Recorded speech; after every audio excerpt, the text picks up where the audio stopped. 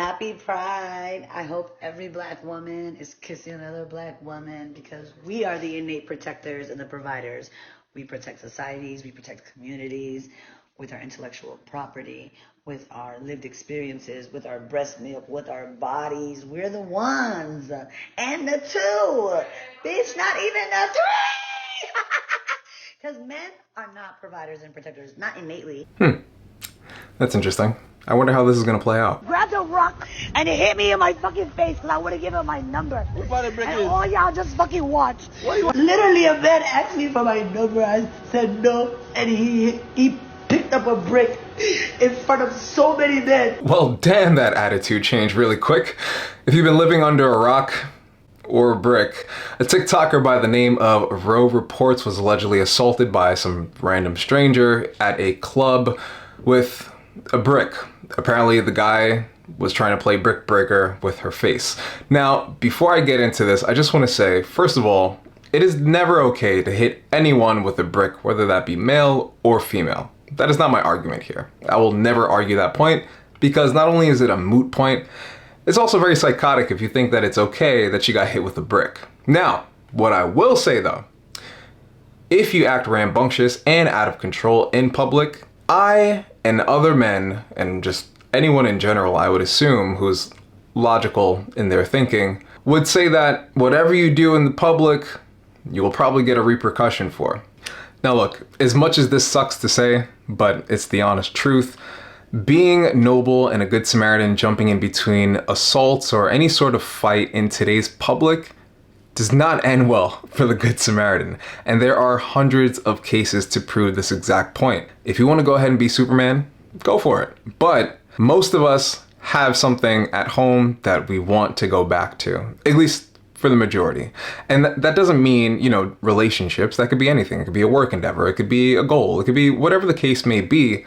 But you have to understand, if you expect some sort of protection, that also comes with a level of control. Don't take it from me. Listen to this brilliant woman here. In regards to black women not being protected, let me first state the obvious. No man should put his hands on a woman. We desire protection, but sometimes what we don't understand is that true protection comes with a level of control. Bodyguards are a good example. A bodyguard will make their client leave from a dangerous place. The bodyguard has to know all the details: who, what, when, where, why, and how. And the client has to listen to the bodyguard and follow the instruction that the bodyguard gives them. It's really an agreement between all parties involved. When the person who needs protecting does not follow the instruction and the direction of the protector, it puts the protector in a situation where they're more likely to lose their life. I have 4 brothers and a father, and I listen to their instruction even when they're not around. They have told me to stay away from certain places if I'm by myself or if it's late at night. They've also advised me not to be drunk or high in certain situations.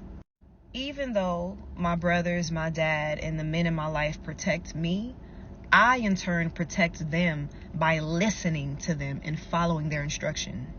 They don't have to come to my defense in some wild scenario, because if I listened to them, I wouldn't have been there in the first place. And this is another thing I feel like is pertinent to say, and I know folks ain't gonna like this one.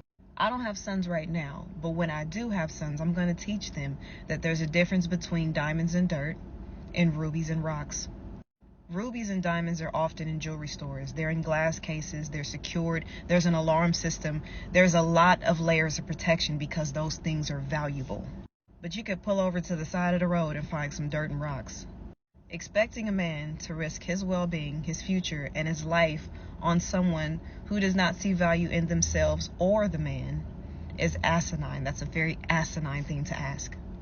All I'm saying is, protection comes with a little bit of sacrifice. It comes with a little bit of control. And me personally, I feel that what I have to sacrifice and the amount of control I have to give up is 100% worth it to receive the protection that I've been getting my whole life. Now, I'm glad she went into a full explanation with that, because control and protection are synonymous with each other simply because they are attached to people that are in our lives. The reality of it is, you're a stranger. We don't know you. So when we think about the potential ramifications that could happen to us if we jump into a scenario, that means we potentially might end up hurt, dead, or worse yet, we might end up leaving a family behind. There are many examples of men who have tried to be good Samaritans for other people, specifically women, only to end up dying and leaving their families behind. Now, I know that might sound anecdotal to some of you who don't really do a lot of research, but the fact remains the same that oftentimes these things do happen in scenarios like this. Am I saying that no one should ever be a good Samaritan? Absolutely not. But you have to take a calculated risk when it comes to involving yourself in potential scenarios like this. Because a man who will hit a woman with a brick because she did not give him her number will do anything to anyone else. And I mean that. Some guys are pretty fucking crazy. I mean, women as well. But for the most part, guys are more aggressive, right? So how does that craziness exude itself? Well, it does it physically. We tend to be action-oriented. And a lot of men who cannot take rejection tend to be action-orientated as well. I'm not saying to give your number out to every single person that asks.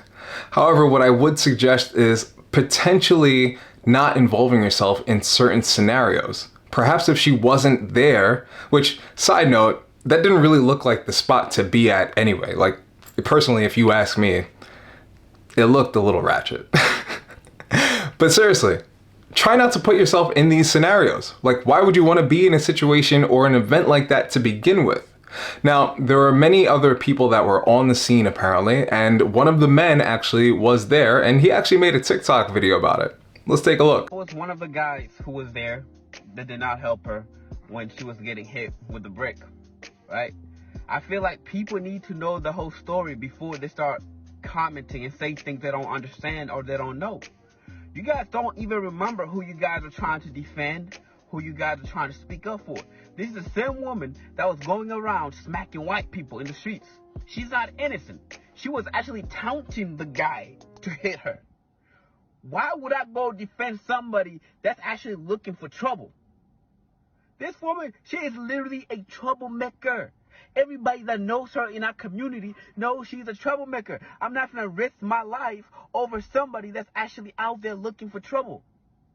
If you go on social media, online, you're going to see some of her antic videos, taunting people, looking for a reaction. Well, she got what she's been looking for, and you guys are giving her the attention that she was actually seeking for. I don't regret not standing up for her. She wants attention. She's an attention-seeker woman. She's trying to go viral, and you guys have given her what she wanted. Yes, she did get hit by a brick. Yes, I saw it. Yes, I was standing by doing nothing. So obviously the internet is split between this decision. But what say you? Do you think men should sacrifice their lives for women they don't know? Let your voice be heard in the comments below. Thank you for stopping by. Don't forget to like, share, and subscribe, and I'll see you in the next one. Peace.